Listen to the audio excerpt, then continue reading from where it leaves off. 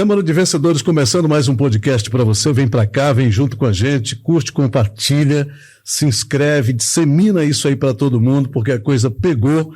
E hoje eu vou conversar com um cara que eu gosto muito, é meu amigo, meu parceiro. Esse cara é designer, é motociclista, esse cara é músico, intérprete. Eu chamo de Luciano, mas poderia chamá-lo de Luciano Figueiredo, Luciano Rockman, Luciano Flashback. Eu estou conversando aqui com o Luciano Pilantropia. Salve, galera! Bem-vindo, meu maninho. Salve, salve. Muito obrigado, Demerval. Muito obrigado a galera que está aí acompanhando e colado no Câmara dos Vencedores. Estamos juntos. Lu, a gente vai começar com aquela pergunta básica, né? De que planeta você vem, do que se alimenta, o que vocês respiram? Venho do planeta Goiânia. Eu sou natural de Goiânia, Goiás. Na década de 60, finalzinho da década de 60, eu estava desembarcando no planeta aqui. Me alimento e respiro de motociclismo, música, rock and roll. Caramba, minhas paixões desde criança. Meu Deus do céu, né? Poxa vida, mas é algo realmente maravilhoso. Eu diria um privilégio, né? Ser um músico, ser um intérprete, um cantor, é um privilégio. Todo mundo, no final das contas, gostaria de ser alguma coisa dessas, inclusive jogador de futebol. Lu, bom, você vem de Goiás, um lugar onde pouca gente sabe, mas o rock está muito presente. Muito. Mas a ideia sempre é que é o sertanejo que predomina. E onde é que você se encontra com a música neste planeta? Mano, foi muito precoce, muito mesmo. Essa questão que você levanta aí de... tem uma ideia de sertanejo e tal, mas é porque em geral o pessoal gosta de rotular mesmo, né? Você fala lá fora do Brasil, fala de Brasil, tem gente que só lembra do Corcovado, de Arrastão, de Índio, Amazônia e Carnaval. O Brasil é muito mais que isso. Goiânia também é muito mais do que sertanejo, é uma cena rock muito forte. E quando eu era criancinha mesmo, Demerval, tipo aí meus 5 anos, 3, 4 anos, eu tive uma influência muito grande dentro de casa, porque meu pai e minha mãe, eles gostavam demais de rock, e eu cresci ouvindo Elvis Presley, Michael Jackson, os Jackson's 5 na época, né, do Michael, Queen, Rolling Stones, Beatles, essa safra de rock nacional e internacional, aquelas coisas românticas dos Folhas, na época que o Fábio Júnior chamava Mark Davis, que o Christian era um cantor internacional, ainda não era Christian Ralph, né, do sertanejo, ele cantava o Flashback, o internacional. Então, desde muito cedo, eu acostumei a ouvir música internacional, a cantar. Eu me lembro que eu ganhava cover com 3, 4 anos de idade. Hoje eu fico lembrando, não pensava assim na época, mas o meu padrinho falava, olha, semana que vem, se você cantar aquela música Ben, do Michael Jackson, te dou 2 cruzeiros. Eu ficava doido com aquilo. E eu aprendi a cantar a música, não sabia falar inglês, ouvia no rádio, e aprendi a música, eu chegava lá, eu cantava, e era um incentivo que eles estavam fazendo ali, né? Hoje eu fico pensando, falei, cara, eu ganhava cover com 3 anos de idade, rapaz. Quando nem existia cover, né? E aí você, lógico que, pegando a coisa por aí, deve ter se interessado em saber o sentido da letra, da melodia, das canções. Você aprendeu inglês para poder interpretar a música e fazer, inclusive, a sua performance, o seu gestual, conforme a letra? Foi meio que de forma autodidata mesmo. Eu me interessei muito em cantar as músicas. Quando eu começo a entrar ali na adolescência, na minha juventude, eu comecei a gostar do rock mais pesado, comecei a ouvir Iron Maiden, AC/DC, Black Sabbath, comecei a ouvir essas outras coisas. Eu queria entender o que eles estavam falando. E aí você comprava aqueles discão de vinil antigamente, viu o encarte com as letras. Sim. Eu olhava assim, tava escrito aqui Sunday, não sei o que, e o cara fala Sunday. E eu ficava prestando atenção, tentando entender a correlação entre a forma que estava escrito, que a gente lê em português, e a forma como ele pronunciava. E querendo entender o que significava. Eu pegava o dicionário de inglês e português, que não tinha internet, nem celular, nem internet, nem computador disponível na época. Pegava o dicionário e eu ia pegando cada palavra, a tradução ficava tosca, ao pé da letra ali, né? Mas dessa forma que eu aprendi a conhecer as palavras. Você escrevia a pronúncia, né? No caso. Não, eu pegava a palavra, eu lia, estava escrito Sunday, eu ouvia, o cara tava falando Sunday, eu pegava o dicionário, eu falava assim, era domingo. Então é isso. Eu fui fazendo a correlação entre as palavras, a pronúncia, o significado, foi começando assim, traduzindo as músicas que eu ouvia, aprendendo a cantar elas, e eu nunca fiz um curso mesmo de inglês, E hoje eu consigo me desenrolar bem no conversation, né? Às vezes aparece um gringo no show, vem conversar comigo, eu falo e tal. Caramba. Dá certo. Mas foi assim, aprendendo através da música, de encarte de discos de rock and roll. Na realidade, você é muito mais do que um americano, digamos, porque no Relation, Bromation e no Conversation você vai embora, né? O cara chega ali e o cara sacou, você está cantando uma música lá ipsiliter, ou seja, como ela é, e ele imagina que pode vir bater um papo, chega lá e bate com o Luciano poliglota. É bilíngue só. É bilíngue, né? Poliglota é a minha caçula já tá falando, a Luíse já tá fluente, inclusive bem mais que eu, fluente no inglês, aí ela fala português, inglês, francês e espanhol já fluentemente, mora na França. Você tem quantos filhos e filhas, Luciano? Eu tenho 2 gatinhas, tem a Tainá, que formou em biomedicina agora lá em Goiânia, a Tainá Figueiredo, e a Luíse Figueiredo tá morando na França. A minha ex-mulher, mãe dela, se casou e tá morando lá na França. Ela foi junto lá, já tá lá há uns 7 anos.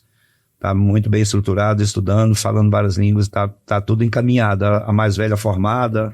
Perguntei isso porque o cara olha pro Luciano e vê ali um roqueiro que automaticamente ele linka com porra louca, que segue na direção de que esse cara é irresponsável, que esse cara não tem uma estrutura familiar, que esse cara não é um ser humano normal. Tá aqui um cidadão de bem, um cara que tem, caramba, filhas aí, poliglotas já se formando. Cara, isso é base, né, Luciano? É base. Às vezes a pessoa tem aquela visão do roqueiro doidão, porra louca, como você falou aí, e aí vai topa com um cara que nunca cheirou pó, nunca usei droga, nunca gostei de vagabundagem, nunca gostei de lambança, assim. Sempre fui um cara muito comedido por conta da criação muito conservadora do meu pai e da minha mãe, ao mesmo tempo que eles eram muito mente aberta para algumas coisas, né, muito tranquilo, mas assim, com a questão de moral, de honestidade, essas coisas sempre foram muito rígidas. E aí acabou que eu entrei para esse mundo, mas não é porque eu já topei com gente fazendo merda que eu olhava para aquilo e falava assim, isso aqui é legal, eu vou para isso. Não. Nunca foi. Bacana. Pelo contrário, tem uma coisa que me puxou muito para o outro lado, é que durante um bom tempo da minha vida eu fui evangélico, durante um bom tempo da minha vida eu fui batizado, eu fui cristão, já fui pastor, eu fui... Caramba, Lu.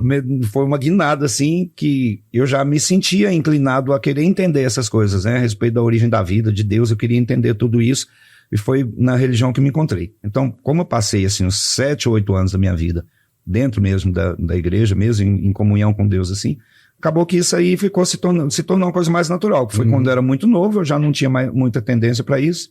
Hoje acaba que eu não sou praticante, né, respeito muito ainda, mas de qualquer forma eu acabei nunca entrando pro lado de droga, dessas coisas, né, sempre fui ligado gostei sempre muito de tomar minha cervejinha, de dar os rolês de moto, de ouvir meu rock, mas sem fazer mal pros outros, nem para mim mesmo, sem lambança, muita lambança. E uma coisa, né, que eu acho que é muito bacana a gente perceber desse seu lado, é que isso mostra que a gente é atraído por aquilo que a gente defende, e aquilo que a gente defende a gente atrai.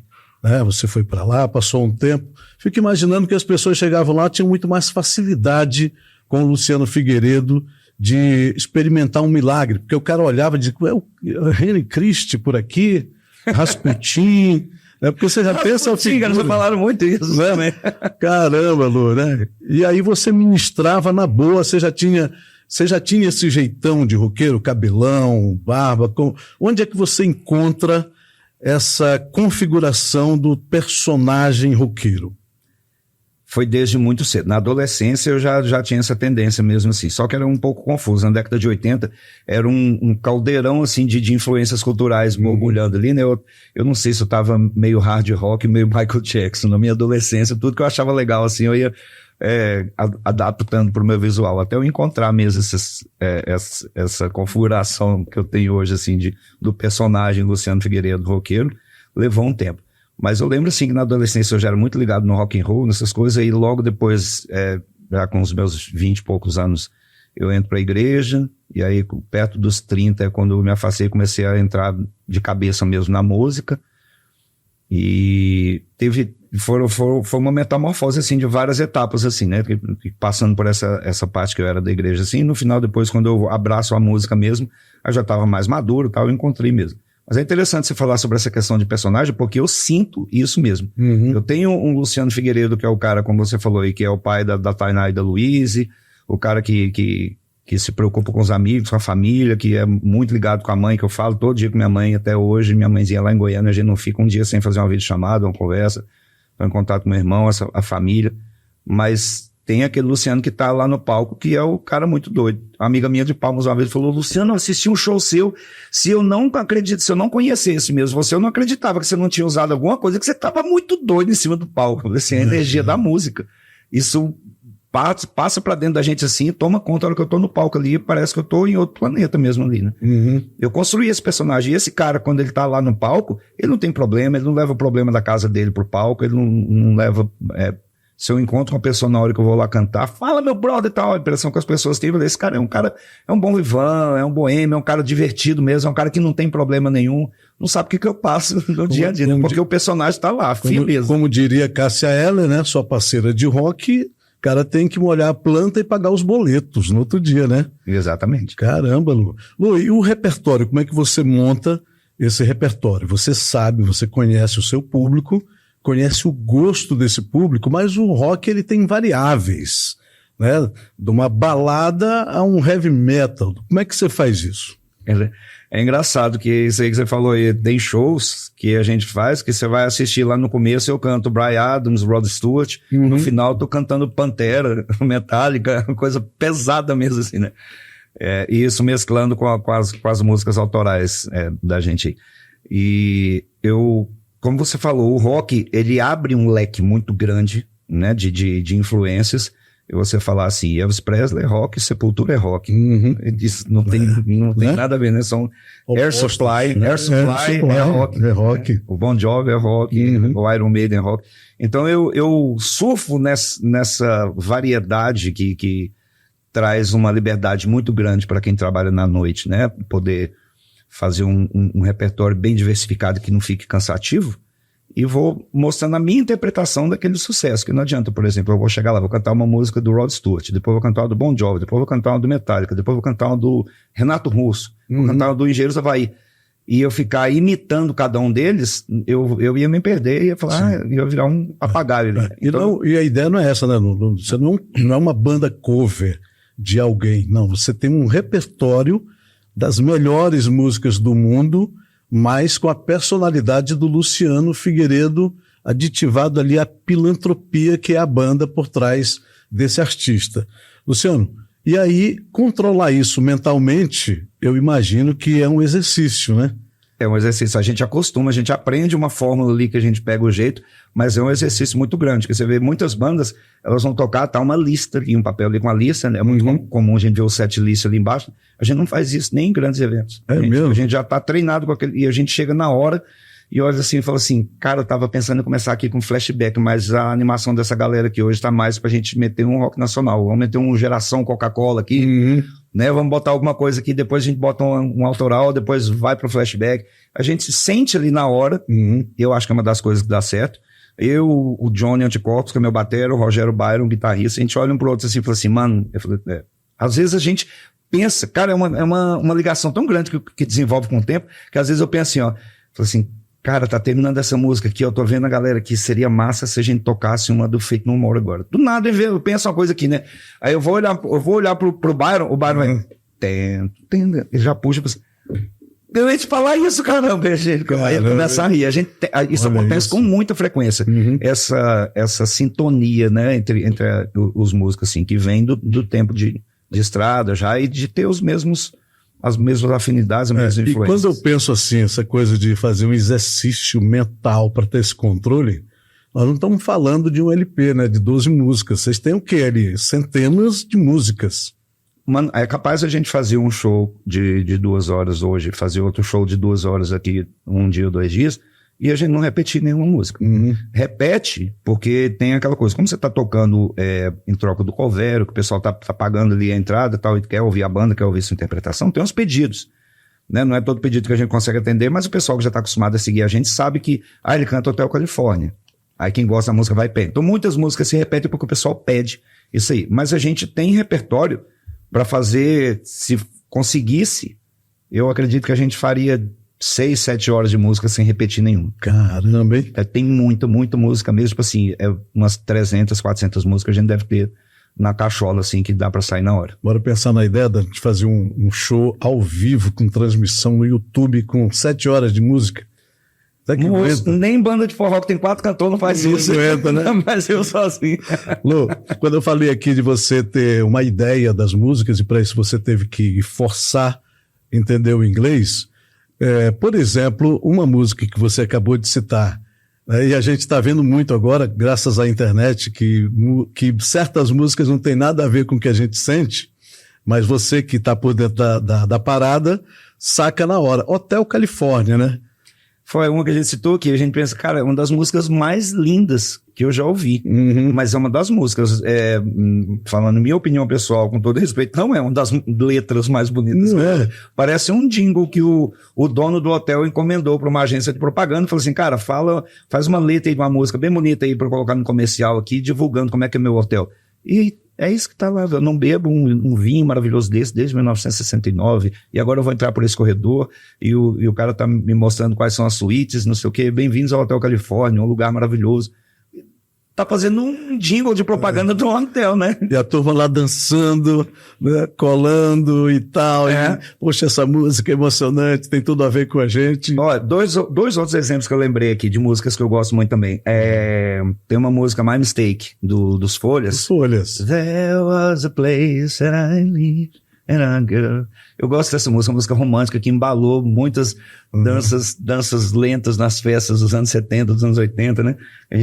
Cara, essa música, o refrão dessa música, ela fala assim, ó, eu fui mandado à prisão por ter matado minha esposa porque ela estava com outro, eu perdi minha cabeça e atirei na dela. Olha isso. I lost my head and shot her. Eu quero essa no meu casamento. E a letra tá falando outra coisa.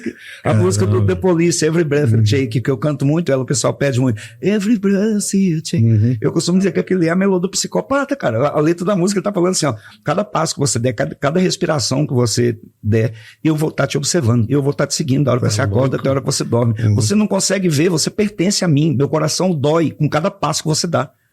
Ou seja, aquela música de obsessão. O cara é obsessivo, um psicopata, é um stalker, perigosíssimo, se a gente for olhar o pé da letra, que a letra fala. Então assim, a gente vê aquele sentimento, a gente não imagina que a letra... Às vezes o pessoal pensa assim, o rock é coisa do diabo, tal, não sei o quê. Mano, a música pode ser usada para louvar a Deus, como o Davi falou, né? Louvar-o com símbolos, com o pandeiro, ela pode ser usada para o mal também. Isso está presente em todo estilo musical, não é só no rock, né? De onde é que vem essa parada, hein, Lu? Dessa demonização do rock? Como é que surge isso? Você tem uma ideia, você estudou algo sobre isso? Por que se associa muito a questão? Você abriu o programa hoje com chifrinho aí. Né, o pessoal tem essa coisa, coisa do diabo, né? De onde é que vem isso, hein? Eu acho que é uma conjunção de fatores, assim. Primeiro, porque, como a gente falou, tem de tudo, né? Dentro do rock. Tem rock gospel, tem bandas evangélicas que fazem um rock maravilhoso, o Striper norte-americano, né? O Oficina G3 aqui do Brasil, tem vários exemplos. E também tem as bandas que pegam pesado com a letra, né? Tem o Slayer, tem as bandas de black metal, que tem umas que se você for olhar a letra, não tá nem fazendo apologia ao diabo, não. Tá fazendo louvor mesmo, as letras pesadas. O black metal é uma linha de rock pesado que é só pra isso. Mas não é, também, como eu tô falando, tem rock pesado também, que é em louvor e tal. Então tem de tudo dentro do rock. Mas como o pessoal pega muito esse que chama atenção, esse pessoal, muitas bandas que fazem um rock satânico, às vezes o cara mesmo não é satânico. Já foi feito declarações do vocalista do Slayer, por exemplo, vários outros já fizeram, que aquilo era marketing para chamar atenção. E chama atenção. Não acredita em Deus, eu não acredito em Deus, né? Deus não existe. Olha o que aquele cara tá falando, olha que... Aí chama atenção e a mídia bota lá em cima. Muitas bandas foram por esse caminho. Tem a questão da roupa preta. Sim. Né? Que aí você já leva pro lado obscuro. Né? Não que necessariamente seja isso. A sua caveira. É o que eu ia falar. Tem a questão da caveira, que não tem nada a ver com o diabo, com o satanismo, mas as pessoas gostam de observar mais esse lado, porque isso a mídia divulga muito, tal, mas na real mesmo, é tão comum encontrar bandas de rock que falam sobre temas malignos quanto qualquer outro estilo musical, né? Exatamente. No caso do rock pegou muito. Essa questão da caveira eu acho muito interessante mesmo. Os motoclubes usam muito a caveira, e o rock também gosta muito, e é uma coisa que eu me identifico muito, mas a caveira Primeiro que a caveira não é satânica. Quem fez a caveira é a parte do corpo humano, que é uma obra de Deus, uma criação divina, né? Então, quando você olha para a caveira, pensa assim, por que Deus criou o osso da minha face desse jeito aqui? Alguma coisa Deus tinha em mente quando fez assim, se foi ele que fez, né?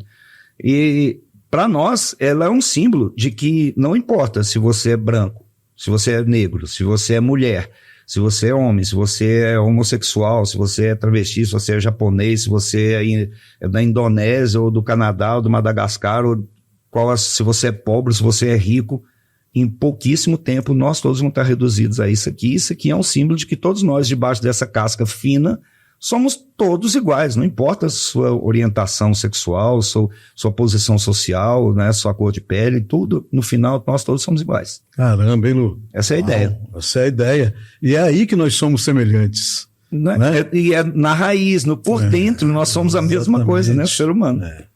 Agora, Lu, quando se trata da caveira, eu fico pensando muito assim, que talvez haja uma associação por conta dos filmes. Né? Porque tem filme de terror, né? Porque tem filme que é rock também, né, bicho? Tem filme que é muito rock. É pesado. Né? Aí tem essa história toda ali das caveiras, dos zumbis, essa coisa toda, então acaba criando. Na questão dos motociclistas, nós temos até o motoqueiro fantasma, né? Que é uma caveira. É o herói da Marvel. É o herói da Marvel. Então tem tudo isso, né? Vamos falar um pouquinho disso. Onde é que você entra, que eu acho que é até óbvio, seria o contrário se você não estivesse num clube de motociclistas, né? Sim.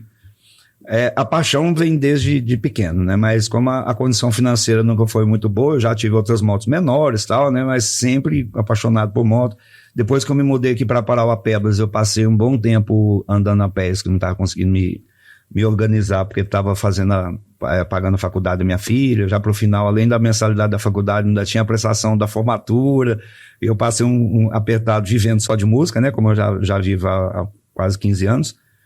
Então eu passei um aperto assim, estava a pés, mas aí já a hora que terminei já foi me organizar para arrumar uma dívida, comprei uma 950 cilindradas ano passado, já tô com a galera... Que marca é aquela moto sua? Motona, hein? Muita gente fala assim, cara, essa Harley é linda demais. Eu falo assim, é um estilão de Harley, mas é uma Yamaha, é a XVS 950, Midnight Star. Mas ela é linda, né? Midnight Star, já pensou, né? Estrela da meia-noite, né? Lindeza. Estrela da noite, alguma coisa assim. Estrela da meia-noite.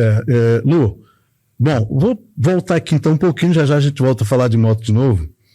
Você falou quando chegou em Parauapebas. Como é que você vem para Parauapebas? O que é que acontece? Como é que a tua nave pousa aqui? Mais uma vez, uma confluência de fatores que é bem interessante mesmo. Eu tinha saído de Palmas para Imperatriz em 2009, passei quase 10 anos lá, fiquei até 2017 lá em Imperatriz.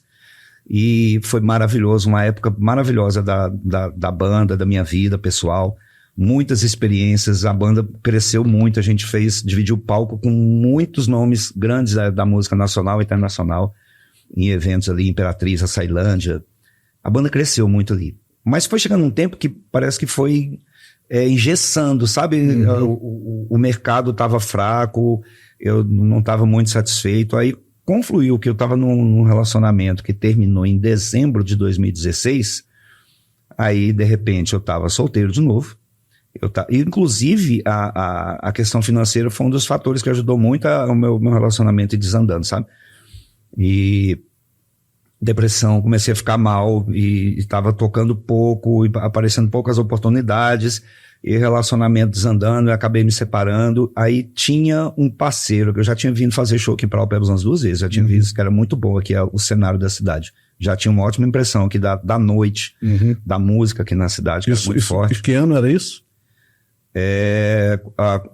O final desse meu relacionamento e a minha vinda pra cá foi em 2017, final de 2016, começo de 2017. Aí eu fui, quando me deu essa separação, e eu no fundo do poço com depressão e me sentindo pra baixo, assim, eu lembrei do Léo, meu amigo que eu tinha vindo fazer aqui o casamento da filha dele, o Léo da Serve Braz. Ele falou, Luciano Parauapebas precisa de um cara igual você pra tocar o rock, o flashback aqui. Olha, se você quiser vir para Parauapebas, eu ajeito um lugar para você ficar aqui, te apresento todo mundo aqui, te coloco em contato com o prefeito, com o secretário de cultura, com os donos das casas, tudinho aqui, eu te apresento todo mundo, eu conheço todo mundo aqui na cidade. Parecia papo, sabe? Mas não era. Não era. E quando chegou esse momento meu assim, e eu tinha fechado o Réveillon de 2016 para 2017 com a prefeitura lá de Imperatriz, eu ligo. Léo, aquela proposta que você me fez tá de pé? Ele falou assim, você quer que eu te mande dinheiro da passagem agora? Eu falei assim, não, peraí, eu vou fazer o show do Réveillon aqui, em seguida eu vou.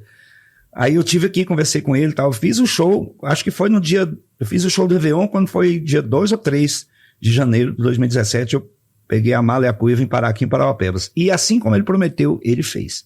Ajeitou a casa pra mim, imobiliada já, com tudo pra eu ficar aqui uns dias. Falou, Luciano, você pode ficar aí 6 meses, um ano, o tempo que você precisar. Pegou uma moto, jogou na minha mão, falou, tá aqui essa moto aqui, tá os documentos, corre atrás. Me levou pra conhecer o secretário de Cultura, que na época era o Popó, me levou pra conhecer o Darcy, e me levou nos donos das casas. Tem aqueles irmãos lá, os Vera, tem os Vera. Eles tinham 2 bares muito movimentados na época ali na Beira Rio, que era o Seve Burguesia e o 7000, os 2 ali. Já me apresentou ele, eu fui lá, eu toquei no... Coisa que o pessoal do rock hoje acha engraçado, eu toquei no Opção, no Estação Show, no Opção Show, no Copacabana Show, que era do William, que era um lugar ali que era funk, sertanejão, né? Ele falou, não, esse flashback aqui cola, o público vai gostar, me contratou. O Estação Show lá do Duarte me contratou também, toquei lá. O Mendonça. Mano, foi muita coisa assim, e eu sei que na época que eu cheguei aqui, foi assim, ó, bum, abriram-se um monte de portas e minha vida mudou, mas mudou mesmo, assim, ó, aquele ar triste que eu tava, a depressão, tal, tudo assim, parece que foi tanta coisa para encher minha cabeça com trabalho, com experiências novas, que a minha chegada aqui em Parauapebas foi muito marcante, sabe? Foi um momento muito marcante para mim e foi muito bom. Não deixo nunca, meu coração tem um pedaço lá em Imperatriz ainda, né? Eu vou lá todo mês.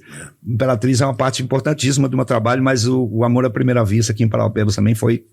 Mandar um alô aqui, um salve pro Léo, esse cara responsável pela vinda do Lu para cá, e isso é sensacional, Lu, você contar esse pedaço da história, porque isso honra as pessoas que você gosta. Sim. Né? E mostra que você é um cara grato. Isso é outra característica sua que é muito especial. Como é que você lidou com essa depressão, Lu? Porque quem que vai imaginar que um roqueiro, né, que um cara que faz um palco como você faz, que já disse aqui que não dá para levar problema para o palco, para num determinado momento da vida encarar um troço que muita gente às vezes não consegue sair vivo dela. É complicado. Eu tinha um dos grandes amores que eu tive na minha vida, uma das pessoas que eu mais amei, que era a minha amiga Wesley. Ela se mata em 2015, que é o que contribui para minha. Aí logo em seguida um cunhado, o ex-marido da minha irmã, eles se separam, ele não resiste também, muito amigo meu, a gente junto, eu conversando com ele direto, tentando dar força para ele se mata também em 2016. Uma sequência de coisas, eu já não estava bem, muitas pessoas próximas de mim desistindo, e eu passando por essas situações. Eu tinha uma coisa comigo assim, que eu morro de medo de remédio. Como eu te falei, eu nunca fui de drogas. Não, nem das ilícitas, e também das lícitas eu tenho medo. Né? Droga é droga, né? Então assim, eu sempre tive medo, assim, falei assim, vou lá me consultar com um psiquiatra, com um psicólogo, e de repente, né, vai passar um tarja preta para mim, eu morro de medo. Porque eu sei que isso mexe muito com a cabeça da gente. Então eu tentava, dentro de mim mesmo, encontrar. E graças a Deus, o nível de depressão, ou o tipo de depressão que eu tava, não era uma depressão como dessas pessoas que eu citei, de vários outros que eu conheci, que chegou a um ponto de afetar tanto a química cerebral. Porque não é uma questão, eu pensei positivo, eu encontrei forças e aí eu consegui sair dessa, então você pode. Não, é a mesma coisa se olhar para uma pessoa que está com diabetes ou que está com câncer e falar, não, isso é falta de Deus na sua vida. Não, é só falta de pensar positivo, você tem que pensar positivo. Não, meu amigo, você não vai curar de um diabetes, você não vai curar de um câncer, você não vai curar de uma depressão, que é um problema seríssimo de desordem na química cerebral, simplesmente por pensar positivo ou por eu ir para uma igreja. Não existe isso. Você não vai curar. O máximo que essa mentalidade positiva pode fazer é te levar a buscar a solução. Exatamente. Né? Então eu acredito que o estágio de depressão e o tipo de depressão que eu estava, embora estava me afetando muito, não era um estágio que chegou a ponto de mexer tanto com a minha química cerebral, a ponto de eu precisar de tratamento médico, né, de medicação e tal, e eu fui tentando me livrar daquilo e consegui, mas digo mais uma vez e repito isso sempre, não estou dizendo que isso é uma questão de pensamento positivo, que é ignorância a pessoa achar isso, sabe? A depressão é uma doença séria mesmo e tem que ser tratada, mas eu consegui, né, porque ali no início, naquele pensamento ali, eu comecei a focar nas minhas filhas, no meu trabalho, na minha mãe, e pensar, não posso deixar, Eu tenho pessoas aqui que dependem de mim psicologicamente, emocionalmente, não posso deixar isso. E eu amo vida, eu amo a vida, cara. Eu tenho que encontrar, né, o gosto pela vida de novo. E essa vinda para cá, para Paraupebas, ajudou demais isso, porque foi uma confluência de coisas boas acontecendo assim que me levaram para outro foco. Caramba. Lu, aproveitando isso, esse programa aqui tem essa pegada, né? A gente chamar aqui os vencedores, chamar pessoas que superaram suas dificuldades, seus traumas, seus desafios, deram a volta por cima e conseguiram engrenar. E todo mundo, de algum modo, tem os seus desafios e todo mundo que está aí é porque está vencendo. Eu lembro da pandemia, como você e uma galera se reinventaram em Parauapebas. Conta um pouco desse período que também foi deprê pra cacete, hein? Moço, foi pesado. Foi pesado assim, porque logo de cara, eu vou para Goiânia, já tava aquele rumor que tava rolando um problema lá na China, que o pessoal tava alertando que podia espalhar, que já tinha casos na Europa, não sei o quê, e na época do carnaval podia ter chegado aqui no Brasil, não sei o quê, tava aquela coisa toda. E eu pego um voo e vou para Goiânia, porque todo ano eu vou passar uns dias com a minha mãe e minha filha lá em Goiânia, né? Uhum. Eu vou, em fevereiro. Aí quando eu tô lá, minha passagem de volta já foi cancelada, porque fecha a rodoviária, fecha o aeroporto. Enquanto eu tô lá em Goiânia, explode o aviso, né? Explode a crise com relação a esse vírus aí que assustou e arrastou a vida de milhões de pessoas no mundo inteiro. E aí eu fico naquela situação, e agora, como é que eu faço? Eu tenho que voltar, não tinha como voltar.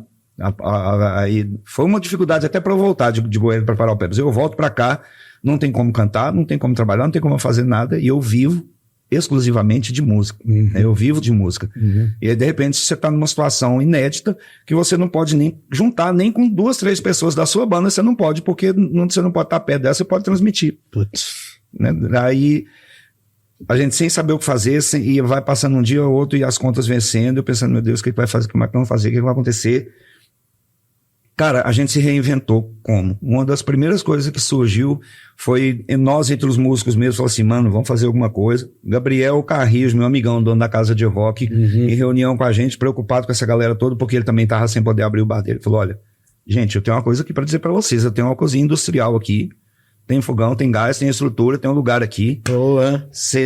O Luciano é um cozinheiro de mão cheia, o Felipe de Judá é um cozinheiro, o Regis é um cozinheiro, a turma toda que tava ali junto, né? Falou assim, o menino da banda Electra Rock ali, o Diogo, o Flau, que é o batera, eles têm moto. Se vocês fizerem um delivery ali de comida, a gente faz a comida aqui e vende pela internet, o pessoal pede e vocês entregam e a gente dá um jeito de trabalhar. Moço, isso rendeu tanto e nós fizemos o almoço dos músicos. E aí a gente fazia live. Transmissão ao vivo, né? Transmissão ao vivo, mostrava eles já fazendo comida.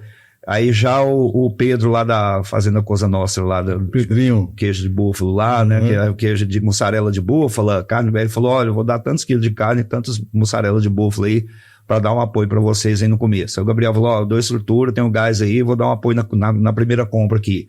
Junta uma galera, já dá aquele apoio, a gente começa a fazer e já começa... Moça, isso aí salvou, foi muito mesmo, muito mesmo. Aí eu fico imaginando Luciano Figueiredo, cara do Pilantropia, o nosso rockman, chega na motinha entregando lá para um fã. Entreguei. Entregou? Entreguei. Aí o cara, você...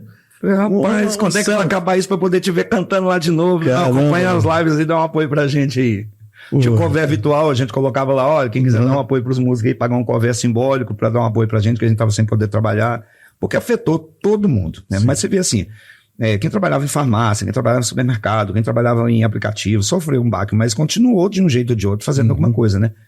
O músico não tinha nada para ele fazer, não tinha como ele botar a cara na rua, não tinha como ele chamar, porque a gente ganha colocando pessoas juntas numa casa, né? Exatamente. Era proibido isso.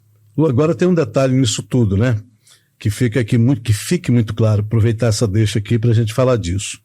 O músico, e você vive de música, a banda vive de música, é um empreendedorismo. É uma empresa que funciona ali com determinados momentos aparecendo para o seu consumidor, para o seu público, que é o palco, mas existe esse backstage da vida real, né? Esse além do palco da vida real, que é lápis na cadernetinha aqui, fazendo conta mesmo. E quando não dá desse jeito, tem que dar de outro, como foi no período da pandemia. Isso exige um espírito de empreendedor, né? Exige uma crença, exige uma força, uma determinação para você manter esse negócio funcionando. É aquele negócio que o pessoal fala que a necessidade faz o sapo pular, um ditado dos antigos, e é verdade mesmo. Quando o cerco aperta, você pensa, agora eu tenho que me inventar. E nesses momentos de crise é onde a gente acaba tendo grandes ideias, é onde a gente acaba, né, conseguindo coisas. Então, assim, o alcance que teve esse trabalho nosso, a visibilidade que teve, para mim como artista, para minha pessoa, para o Felipe de Judá, para o Gabriel da Casa de Rock, que ficou com uma impressão muito boa, porque ele realmente se solidarizou e arregaçou as mangas e falou assim, olha, tá aqui, tá à vontade para vocês aqui, e o que vocês precisarem do meu apoio eu posso fazer. Ele não estava ganhando um centavo com isso. Ele abriu as portas porque ele sabia que dessa forma ele... Cara, e parece que o pessoal sentiu que ele é realmente parceiro dos músicos, da música, porque quando acaba a pandemia que volta, o pessoal volta numa sede de evento, né, depois que conseguimos finalmente encontrar vacina para isso, né, que conseguiu isolar até o vírus não se espalhar tanto, veio vacina, e conseguimos dar a volta por cima disso no mundo inteiro. Aí, quando volta a normalidade, o pessoal tá doido para ter evento e a Casa de Rock bombando de lá para cá. É uma das casas mais lotadas aqui de Parauapebas, é uma das casas que paga melhor o músico. A gente ganha, às vezes, o dobro ou mais do que outros lugares oferecem. Porque lá você tem, assim, a entrada aqui, o cover artístico, na entrada é R$10, é R$15. O dono da casa não fica com um centavo. Ele pega aquilo lá e passa pro músico. É seu. Então, se você colocar lá 1.000 pessoas, se você colocar lá 500 pessoas, o tanto de gente que você colocar lá, que você conseguir atrair para lá, o cover é seu. Coisa que ninguém faz. Tem gente que arrecada 5, 6 mil reais o cover numa noite, cobrando o cover do cliente, e na hora de acertar com a banda, quer pagar R$800, R$1.000, R$1.500, R$1.200, e arrecadou ali no cover. O dono da Casa de Rock, ele fala, Luciano, cover artístico é do artista. Não quero. Salve, Gabriel. Salve, Samara. Né? Parceirões. Parceirões. Ficou claro, né, que o cara é parceiro. Lu, eu sei que você defende o cover desde 3 anos de idade. Sempre. Né? Mas, para muito cliente, ele ainda pensa assim, poxa, o cara contratou a banda dele aí, que ele pague, eu vim tomar minha cerveja aqui, não tenho nada a ver com isso. Eu fui numa casa lá em Imperatriz, e que me recomendaram muito, né, agora recentemente, aí eu fui lá com a minha família, peguei os sobrinhos, fomos todo mundo para lá tomar uma cervejinha, e comer os belisquetes. Aí estava lá, né, num determinado local, a questão do cover. E aí eu falei o seguinte, cara, só vou pagar cover aqui se essa banda tocar. A gente chegou lá umas 6 horas, 5 horas da tarde, que a gente queria fazer ali meio happy hour mesmo. E aí eles montando lá o som, né, os caras de boa e tal, e eu disse, se esses caras não tocarem, eu não vou pagar. Que eu acho, do meu ponto de vista, que deve ser isso. É digno, né? É certo. Rapaz, tá por uma coisa que você não conseguiu. Exatamente. Você não aí eu fui ficando meio que para testar, que eu queria ouvir a banda, né? Eu queria. Isso, cara, isso é uma coisa que é um chamariz mesmo, isso atrai mesmo para o ambiente do barzinho. Música ao vivo é muito bacana. E aí os caras começaram ali por volta de 7h30. Aí eu falei, caramba, ó, pago com gosto. Banda boa, trabalho banda boa, meu amigo, ó. Eu entrei lá no Instagram deles logo, já mandei um recadinho, ele foi ouvir só no outro dia o meu recadinho, que eu queria que ele surpreendesse a turma na mesa, né? Mandando um alô, mas eu achei muito bacana. Eu, particularmente, acho muito justo também. Sim, e é o que você falou aí, tem vários pontos aí que eu observei, que eu destacaria nessa observação sua aí. Primeiro, que a pessoa falar assim, não vou pagar porque quem tem que pagar é quem contratou, tal. É porque assim, quem trabalha com show na casa é mais ou menos como um show que você paga pra ver. Você vai assim, vai ter um show do fulano de tal aqui, do meu artista preferido aqui na cidade. Você vai pagar o ingresso pra ir lá ver. Você vai pagar pelo show e vai pagar pela bebida. Então no bar você paga pela bebida e pelo show. Uma casa de shows, uma casa que trabalha com eventos assim, ela faz isso. E outra, pra você perceber, quem sai na noite e vai para um lugar que não tem movimento, que não tem gente bonita, que não tem ninguém lá naquele lugar, a pessoa não quer ir lá, né? Não é verdade. Mas aí a casa que bota uma atração, aí lota, todo mundo quer estar lá, né? Porque a atração está fazendo isso. Então a atração vai receber por aquilo que está fazendo, que é a entrada, que é normal de todo show acontecer isso. Mas aí é que está a questão que você falou também é importante. Se a pessoa chegou, vamos supor que você chegou no local que eu estou cantando. Aí quando você chega, Eu canto uma música, tô cantando a música, canto 2, canto 3, aí na 4ª música acabou o show. Eu falo assim, acabei de chegar aqui, velho. Tem uma tolerância que é por lei também. Se você chegou, se não pegou nem 15 minutos de música, você não tem que pagar o cover. Mas você pagou de 15 minutos pra frente. A gente, por exemplo, eu tô a cantar lá na Casa de Rock até 2 horas da manhã. A partir de 20 para as 2, por aí, já não estão cobrando cover mais. Às vezes, quando o movimento tá grande e tem muita gente entrando ainda, o dono da casa fala, Luciano, teu show termina às 2, mas tá cheio de gente lá, tu espicha um pouquinho, porque se você for encerrar às 2, 15 para as 2, no máximo, tem que parar de cobrar a portaria, porque senão não é justo, a pessoa vai pagar e chegar aqui e vai ficar chateado com a banda, com a casa, então já tem esse combinado, né? E o cover é lei. Né? Sim. Tem locais, tem estados, né? Que é obrigado a colocar bem claro para a pessoa entrar e tem lugar visível lá. Fala assim, esta casa cobra R$7 de cover, cobra R$10, cobra 15, cobra 5, o que for, tem que estar lá exposto, né? Tem que fazer, inclusive, os artigos. Se chorar é mais caro. Porque tem cabra que chora, né? Quando você toca uma balada ali. Como é que você chega no show? Tu chega na tua motor, né? Você chega ali, ou vocês têm uma van, como é que é? Que eu quero voltar ao assunto de moto aqui. Ah, sim. Não, a gente ainda não conseguiu ainda, porque a gente tá muito nessa vibe de tocar em barzinho e tal, ainda não conseguimos esse negócio de fechar grandes turnês ainda. A gente fecha alguns shows grandes, alguns eventos grandes, mas né, não estamos na estrada vivendo assim a ponto de investir, ter um ônibus, uma van, ainda não. Vai cada um no seu meio de transporte mesmo. E eu vou na Caroline. Né? Caroline chegou ali, já chama atenção, né? E aí, como é que você está transitando com essa turma aí? Você é do Harpians, né? Eu me filiei ao Harpians Motoclube. Até porque o Daniel da Paulistinha, que foi quem ajeitou essa moto para mim, ele me colocou ela em condições que foi de pai para filho mesmo. Ele é da mesma idade que eu, mas ele agiu como foi de pai para filho mesmo, a negociação que ele fez com essa moto. Ele chegou para mim e falou, Luciano, eu tenho uma moto aqui, eu quero que você olhe ela, que você vá nela. Eu falei, não, moço, isso não é para mim ainda não. Ele falou, Luciano, na idade que a gente tá, a gente não pode adiar sonho não. Você vai fazer isso quando? Salve, Daniel. Ele jogou firme comigo mesmo, falou assim, me fala quanto que você tem aí, quanto que você quer dar de entrada, como é que você pode fazer o resto, em quantas vezes, e essa moto é sua. Ele colocou assim, sabe? Mas assim, a questão de motoclubes aqui, eu sou muito amigo da galera dos Abutres, tenho os irmãos do Paraupebas Motoclube, eu tenho como irmãos mesmo, eu me sinto parte, inclusive. Falar assim, Luciano, vamos fazer um rolê aí, e o Paraupebas Motoclube tiver no rolê, eu vou com eles também, nós somos parceiros, irmãos também, eu tenho uma amizade muito grande com a galera de Bodes do Asfalto, vários motoclubes daqui, eu tenho amizade, principalmente o Paraupebas Motoclube, que desde o início, assim, eu sempre tive junto com eles, assim. Salve Guga, o Gustavo, que é o presidente, né? Era o presidente da última gestão, agora é o Marcelino. Marcelino, né? O Gustavo me falou que estão trazendo aí em maio, acho que 16 de maio, não lembro, eles estão trazendo o Vanderlei Andrade, que é um cara do brega com jeitão de roqueiro. Ele né? é roqueiro. Ele é roqueiro, velho. E tenho certeza que Luciano Figueiredo vai estar lá também com Pilantropia. E aí eu vou trazer depois um Guga pra gente falar disso aqui também no nosso podcast. Lu, e aí você... Só queria fazer, desculpa interromper, porque eu falei o nome errado aqui, é porque eu lembrei que tem o Marcolino, que é muito amigo meu lá do PMC, e é o Marlúcio, que é o presidente agora. Marlúcio, salve Marlúcio. E aí essa moto sua, que eu imagino, você adora estar todo mês, toda semana, todo dia, se fosse o caso, em Imperatriz, só para ir curtindo esse vento na cara, esse vento na venta. E é vento, minha amiga, aqui é vento. Eu já fui pra Imperatriz na moto, eu te falei, eu gosto muito de... Venta muito. Venta. Os meninos até brincam comigo, falam assim, o Luciano é bom que ele não chove nem neva, só venta.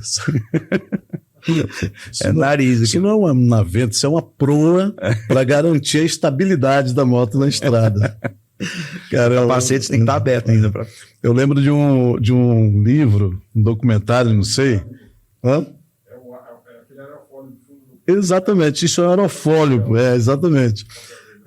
Eu estava vendo uma história da Harley Davidson, né, que o cara pergunta, define aí pra gente, entrevistando o dono lá, né, define aí pra gente o sentido, né, a identidade, né, o slogan Ele falou, cara, essas motos aí, elas foram feitas por um bando de gordo, barbudo, suando com seus coletes pretos, invadirem as pequenas cidades dos Estados Unidos e assustar todo mundo. Eu achei aquilo muito legal, velho. Né? Mas é engraçado, Lu, que acho que nunca foi, né? Essa coisa da selvageria. É mais um mito, é mais uma lenda. Mas o bacana hoje é ver, por exemplo, que a turma aqui em Parauapebas, que tem vários motoclubes, como tem um trabalho, rapaz, de uma linha solidária, né, de assistência social, e que se reúnem assim para fazer coisas saudáveis, viagens internacionais que a turma faz aqui, que é muito bacana, cara. E assim, todos têm um trabalho social muito grande. Parauapebas Motoclube tem, os ARPs tem, e assim, o pessoal desses motoclubes não estão interessados nem um pouco em sair falando, olha gente, nós estamos doando cesta, tá? Eles estão fazendo isso, na deles. Muito reservadamente. Exatamente, os eventos enormes aí que o Parauapebas Motoclube já fez, por exemplo, no aniversário deles, que já trouxe o Detonautas aqui no Partage Shopping, evento gigante, que já trouxe o Frejá, né, lá na FAP.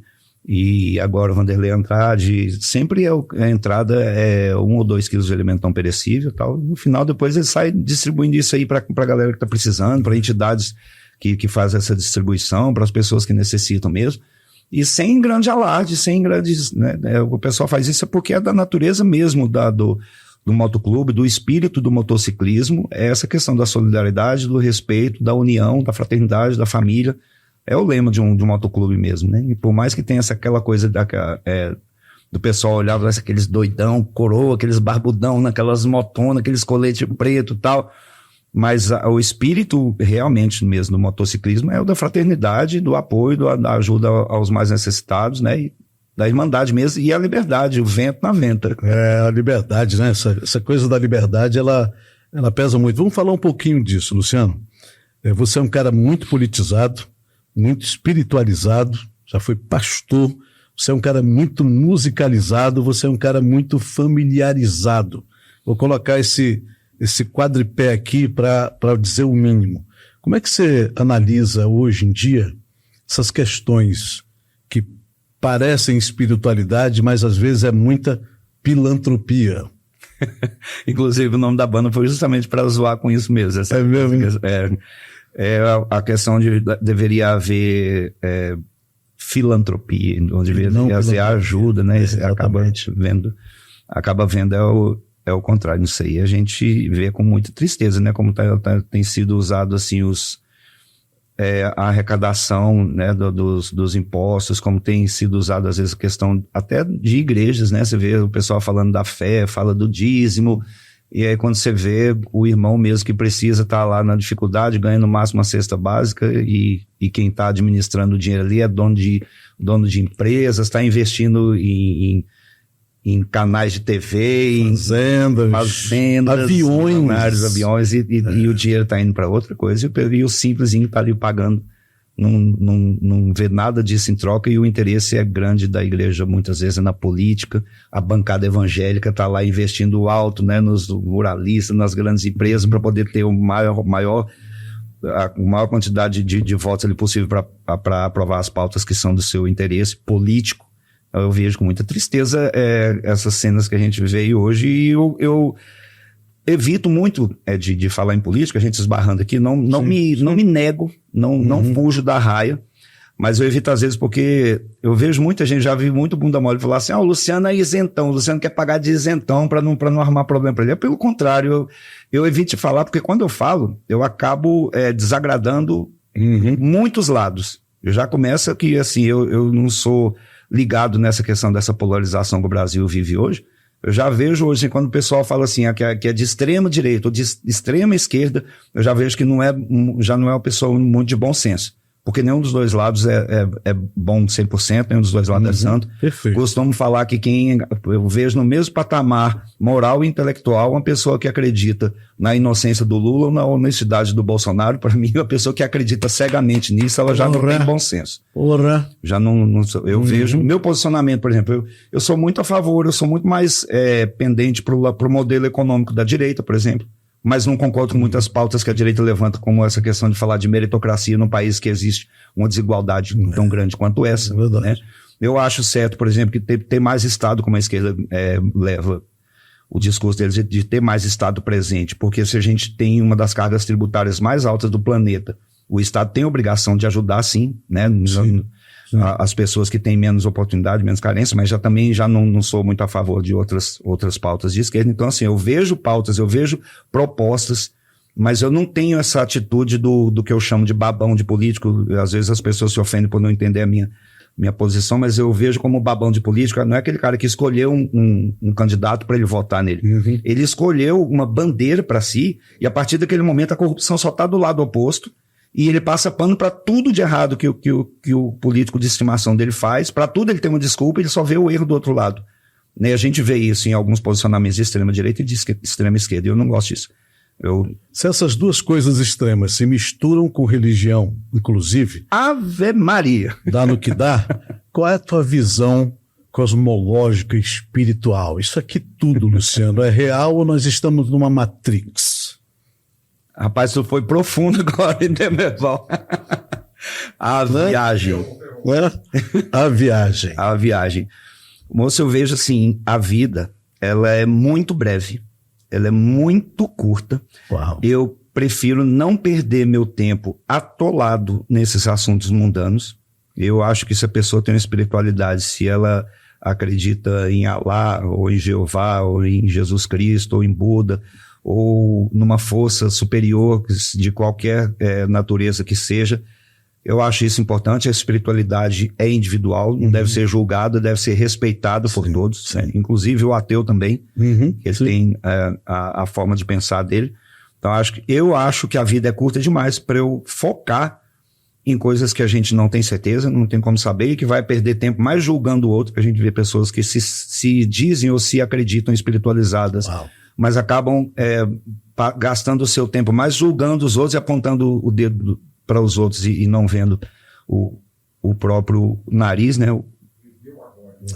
Eu prefiro gastar minha vida me preocupando com as minhas filhas, com a minha mãe, com meus amigos verdadeiros, fazendo o que eu gosto, sem fazer mal para os outros, respeitar o próximo, ajudar até onde a gente conseguir e até mais um pouco os mais próximos da gente que precisa, ou desconhecido que precisa, respeitar o outro, respeitar o posicionamento do outro, né? Não pensar aquela coisa, porque essa pessoa tem esse posicionamento político, então ele é vagabundo, ele não presta.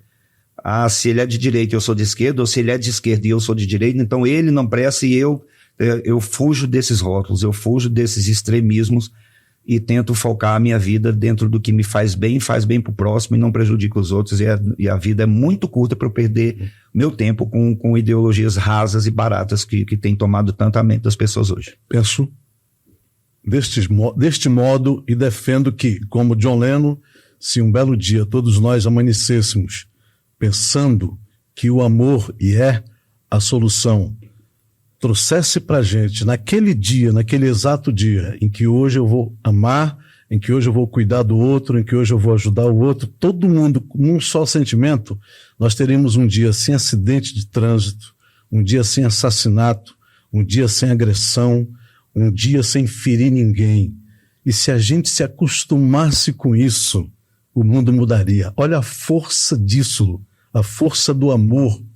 Imagine there's no heaven. A letra do John Lennon é antiga, atualíssima, e resume de forma maestral isso aí. Se a gente parar de se preocupar, como diz o Raul Seixas também, com as cercas embandeiradas que separam quintais, e se parar de se preocupar com denominações, com ideologias, e olhar e falar assim, para quem é cristão, a própria mensagem central do Cristo, ele falou, olha, eu posso resumir toda a mensagem que eu e os profetas, tudo que quiserem dizer para você, o tempo inteiro resume-se a amar o próximo como a ti mesmo, e amar a Deus acima de todas as coisas. Então, quando Jesus estava aqui, segundo o que está escrito na Bíblia, no último momento dele, ele não estava no meio dos apóstolos, no meio das pessoas boas, no meio dos governantes, ele estava no meio de dois ladrões. E já que ele não condenou nenhum dos dois, ele não falou mal de nenhum dos dois, ele não criticou nenhum dos dois, né? Um ele deixou para lá, e o que veio pedir perdão para ele olhou e falou assim, te digo ainda hoje, você vai estar comigo no paraíso. Perdoou ele. Sem querer misturar as coisas, fica a dica, viu, gente? Jesus é de centro, e os ladrões são de direita e de esquerda. Perfeita analogia. Perfeita por aí, né? E aí Aristóteles mesmo falou assim, né, que a virtude está no centro, né? Porque qualquer extremo que você for, para um lado ou para o outro, você vai perder, né? Não é? O equilíbrio. Exatamente. In média virtu est. A expressão em latim que ele falou, assim, a virtude está no meio. Porque se você for extremo para um dos dois lados, você vai perder o bom senso, né? Porque não tem... O equilíbrio da vida. Até o Thanos fez isso também, né? LinkedIn mostrando para a filha dele. Pega a luva do Thanos, né? A manopla do destino. Lu, você gostava de revistinhas, HQ, essa coisa toda? Porque eu sei que você é design também. E aí eu imagino, nós somos da geração HQ, né, bicho? Nossa, tinha coleção de X-Men, de os Vingadores, do Conan. Do Homem-Aranha. O Homem-Aranha era o meu eu tinha herói. A do Conan era grandona, assim. Tinha umas capas com os desenhos maravilhosos. Foi o que me levou a me tornar designer. Foi essas histórias em quadrinhos mesmo, que eu pegava as capas das revistas, eu queria fazer aquele desenho do Conan, do Homem de Ferro, do Superman.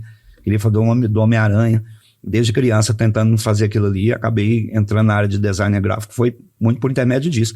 Eu já fico pensando, cara, a gente vê esses filmes da Marvel, da DC Comics. Quem diria? E a gente pirava de ver o Spectreman com aqueles bonequinhos de borracha horrível. O Batman, que até as garatujas lá eram, né, as onomatopeias, era escrito. Exatamente. Aquela calça de lycra com a cueca por cima, aquela capinha de plástico ali, a gente pirava com aquilo. Eu fico imaginando, cara, se a gente com aquela idade visse um filme como ele é feito hoje, assim, a gente pirava, né?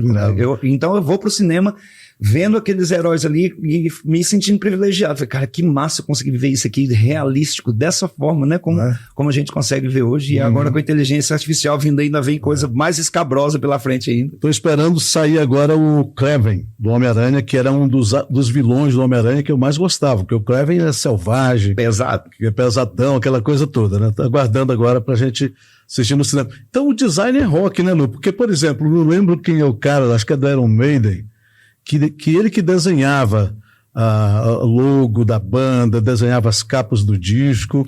As capas eram o Derek Higgs. Eu tenho até uma situação engraçada. Quando eu era moleque, toda capa de disco do Iron Maiden, quando vinha um símbolozinho no cantinho assim, que a gente falava que era um símbolo oculto, que ele tava pequenininho ali, escondidinho. A gente já pegava um disco novo, já ficava procurando, né?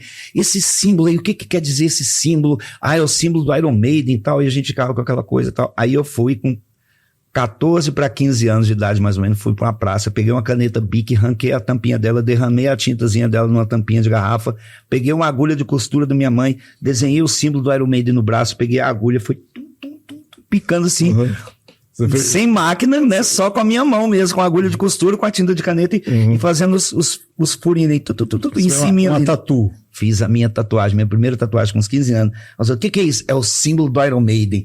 Depois eu fui descobrir, a assinatura do Derek Higgs. É um D pra cá, um R pra lá. É verdade. Eu falei, eu fiz a assinatura do desenhista do Iron Maiden, achando que era o símbolo do Iron. Mas não deixa de ser um símbolo ligado ao Iron Maiden, né? Mas na época não tinha muita comunicação, internet, essas coisas. A gente olhava e tirava as próprias conclusões. Eu achava que era o símbolo do Iron. Eu tatuei. Com meus 15 anos, tatuei a assinatura do Derek Higgs aqui no braço. Pô, rock na veia. Cara, como você falou, o rock, o motociclismo, o design, a arte, a música, é muito interligado. Tudo isso é muito uma questão de sensibilidade, né, que tá sempre ligado, e é muito comum a gente ver designer que é roqueiro, é músico que é motociclista, é desenhista, então, isso está sempre muito interligado, assim, muito interligado para almas sensíveis, né, e que estão ligadas. Outra paixão minha que é pela biologia, sempre eu me considero um biólogo frustrado, que eu deveria ter me formado na área de biologia, que eu sou apaixonado pela natureza, pelos animais, por animais diferentes, assim, morcegos, aranhas, escorpiões, sempre quando o pessoal tinha medo disso, porque vendo nos filmes eu me encantava com esses animais. Você tinha um bichinho um dia desse, que eu não lembro qual era, não sei se era um camaleão, não sei se era uma iguana, que aqui a turma confunde, né? Chama camaleão de iguana. O pessoal fala, lá só o que tem é camaleão. Eu falo, moço, não existe camaleão no Brasil. Você nunca viu um camaleão. O pessoal acostumou a chamar a iguana de camaleão, mas tá errado, né? Porque o camaleão é outra coisa. Mas eu vi um bichinho que você tinha, que eu vi até no Instagram.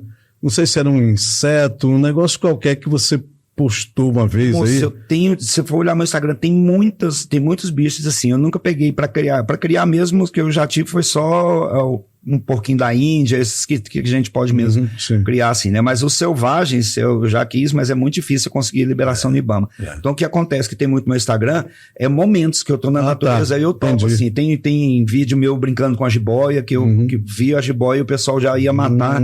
Ah, isso é perigoso, depois mata um filho. Nossa, eu falei, moço, a jiboia tem mais medo de você do que você dela, ela não tem veneno, ela não mata gente, ela vê uma pessoa, ela vai sair correndo, e o pessoal já pegando um pedaço de pau pra matar, eu fui lá e peguei. Levei pro corpo de bombeiro para liberar onde tinha que liberar. Aí tem um vídeo, eu brincando com ela e tal, levando lá pro corpo de bombeiros. Já peguei escorpião também, já brinquei um pouco assim e tal, fiz vídeo. Eu encontrei um raríssimo aqui, que até me falaram depois, cara, você podia ter vendido isso. Eu falei, não, eu não vou cometer esse crime. Eu acho que é isso aí que eu tô tentando lembrar. Eu encontrei um Macrodontia cervicornis, é a maior espécie de besouro que existe. Foi isso. É a maior espécie de besouro do mundo. Tem outro que é considerado maior, mas porque ele é mais pesado, né? Mas em comprimento, que ele chega a 17, já tem relatos até de 18 centímetros, é um serra-pau. É um besouro que tem umas garronas enormes. Parece assim, um trator, né? É gigante. Ele é gigante. E ele tem uma carapaça e as asas por baixo, né? Quando ele abre ali... A asa dele é uma membrana fininha mesmo, que tá fininha, por baixo. Aí ele tem aquela capa mais dura ali que... E ele faz um som, eu esqueci o nome. Ele faz um som bacana quando ele abre ali. Parece um helicóptero. Parece um helicóptero, velho. Né? Muito eu sempre legal. Fui muito apaixonado, assim, já tive caranguejeira, lá em Imperatriz aparecia direto, eu pegava, deixava ela no tepinho, dava comida e tal, depois soltava. Eu sempre fui muito apaixonado, assim, por animais. Eu tô te falando, as coisas que a gente gosta, a gente atrai e ela nos atrai para elas. Porque, pô, velho, né? Você vê como há toda uma conjuminância, né? Lu, quero agradecer por este episódio. Quero deixar aqui aberto para a gente bater muitos outros papos para você vir aqui, para a gente conversar. Esse podcast é o nosso espaço das histórias, dos cases, é o espaço onde a gente vai colocar nossas gurumechas aqui, onde vai falar da vida, velho. Eu acho que tem muita gente falando dos outros, aqui a gente veio para falar da gente. E eu adorei esse papo e eu quero que a gente tenha longevidade aqui nesse negócio, para a gente falar de muitas coisas boas e passar esses insights para a moçada, que hoje aqui ficou muita coisa boa, que eu tenho certeza que quem nos acompanhou até o finalzinho desse podcast pôde extrair do Luciano Figueiredo o ser humano por trás do artista, o artista à frente do seu tempo e um artista que não abriu mão do passado, trazendo músicas maravilhosas de épocas que marcaram nossas vidas para o palco. Muito obrigado. Queria deixar 2 últimos recadinhos aqui a lembrar, que a gente já está chegando agora no aniversário do Parauapebas Motoclube, que você já mencionou que hoje vai ter o Vanderlei Andrade, vai ter várias atrações, e para a galera já ficar de olho aí na agenda. E outra coisa, quando você falou, eu queria aproveitar para dar um recado aqui para o pessoal ficar ligado no @pilantropia no Instagram. Você começou falando aqui que o Luciano é um cara muito ligado com a música, intérprete. E também um outro lado que eu quero que a gente está lutando bastante para o pessoal conhecer melhor, é que é o lado do compositor Luciano Figueiredo. Nós estamos com uma música nova que vai ser lançada aí nas próximas semanas no Instagram, uma música que eu fiz em parceria com meu amigo Marquinhos Malaguti, da banda Vitrola 21, que é excelente, que você conhece também lá de Imperatriz. Marquinhos já foi Pilantropia também, e na época de Pilantropia a gente fez uma música muito bonita chamada 1 Minuto de Silêncio, que aí ele fez os arranjos todos, eu fiz a letra e criamos a melodia. A gente está em processo de mixagem e masterização dessa música já, e vai ser lançado. Segura. Eu acho que você fez escola. Eu acho que tudo isso que está borbulhando Imperatriz hoje, que é um centro cultural, tem muito a ver com tudo aquilo da época do Pilantropia.